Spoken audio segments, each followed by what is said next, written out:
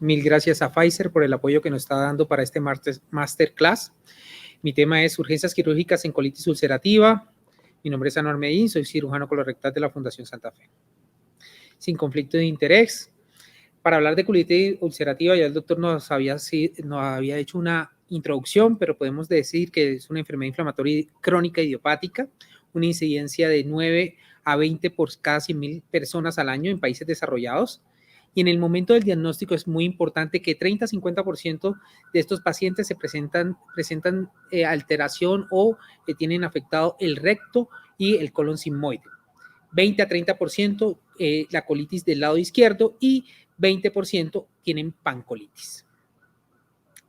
Cuando hablamos de colitis ulcerativa y cirugía, podemos decir que la extensión anatómica es el factor más importante que determina el curso de la enfermedad y es un factor predictivo o predictor importante en la colectomía. También podemos decir que el riesgo acumulado de 10 años para una colectomía en colitis ulcerativa alcanza el 10%.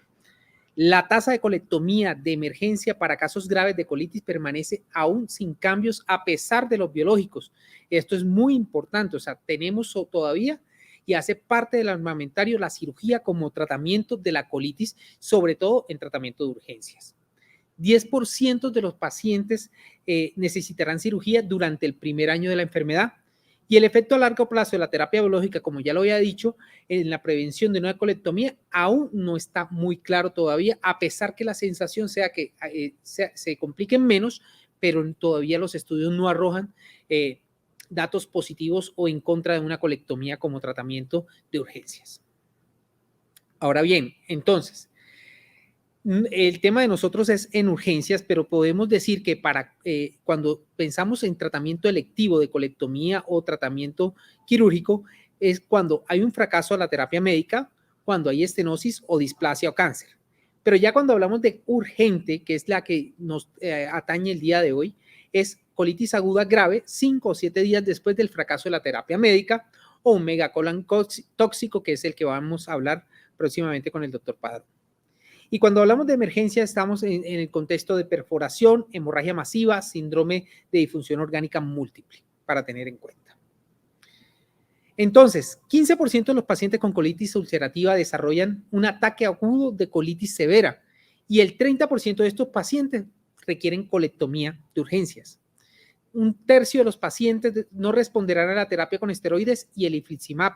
Esto es muy importante. Entonces, hay que estar encima vigilando con una vigilancia estricta de estos pacientes. Este manejo es multidisciplinario, gastroenterología y coloproctología de la mano, más todos los equipos que nos apoyan en esto.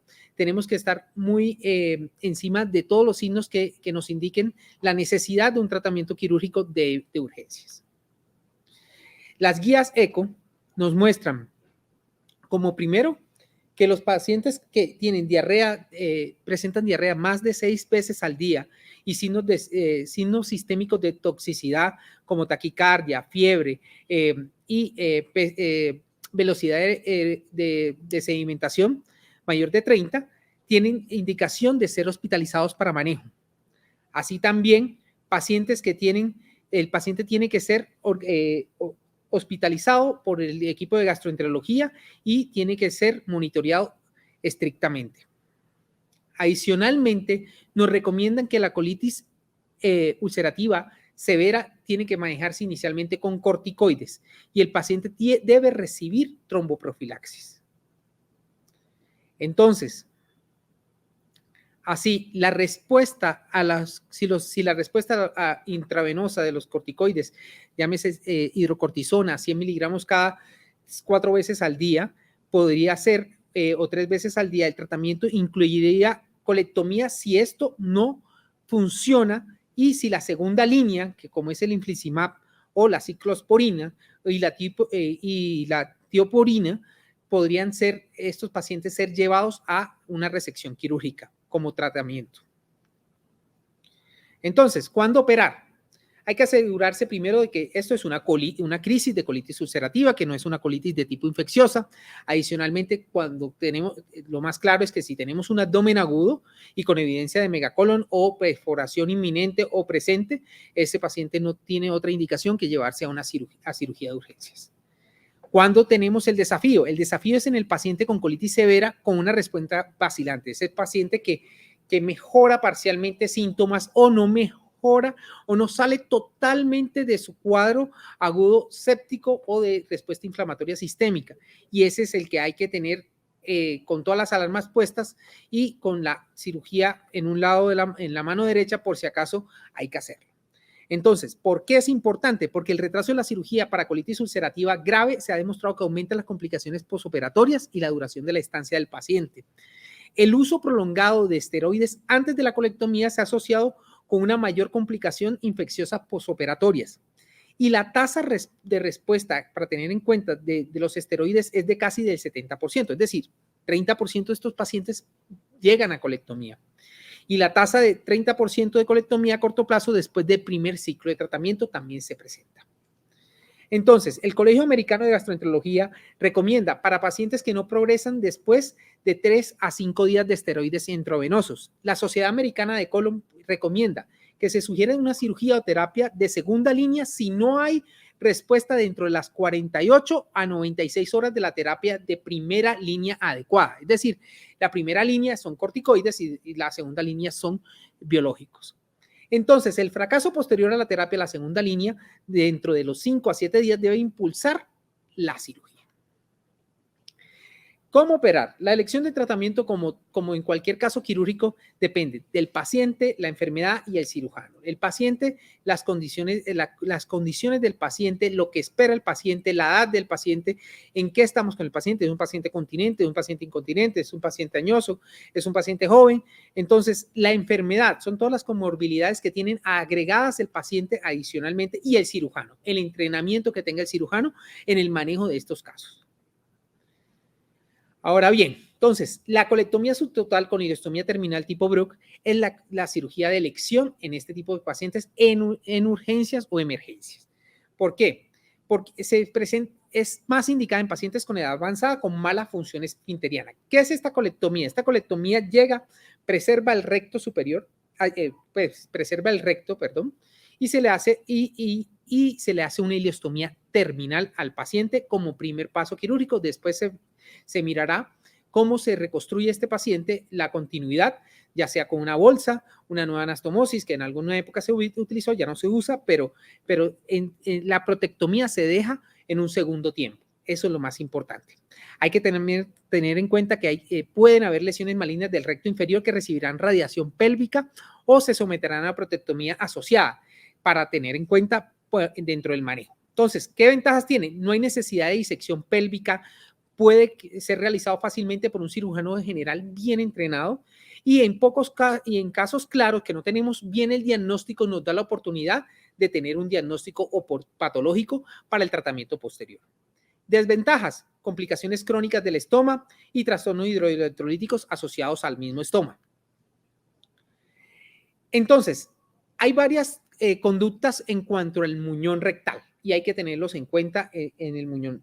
Cuando hablamos de muñón rectal in situ es dejarlo en su puesto, en el puesto intrapélvico, como normalmente está. ¿Y de qué ventajas tiene? Y hay controversia entre esto, ¿no? Evita la morbilidad adicional de la protectomía en paciente comprometido, minimiza el daño de los nervios pélvicos y preserva los planos anatómicos para una posterior cirugía programada, no de urgencias. Nos ayuda con el diagnóstico patológico, como ya lo habíamos dicho, y adicionalmente puede ser realizado fácilmente por el cirujano general. Desventajas. Ese muñón puede generar sepsis pélvica, puede haber sangrado continuo del recto y puede haber perforación o explosión del muñón rectal. Entonces, cuando hablamos de esto y comparamos esto, las tasas son comparables. Inicialmente hay estudios que muestran tasas comparables del 3 al 33% entre muñón in situ, fístula mucosa, por lo que crear una fístula mucosa madurada formalmente ha disminuido en popularidad. Es decir, podemos dejar el recto abandonado, por decirlo así, de alguna manera, en la pelvis sin tocarlo o sin exteriorizarlo.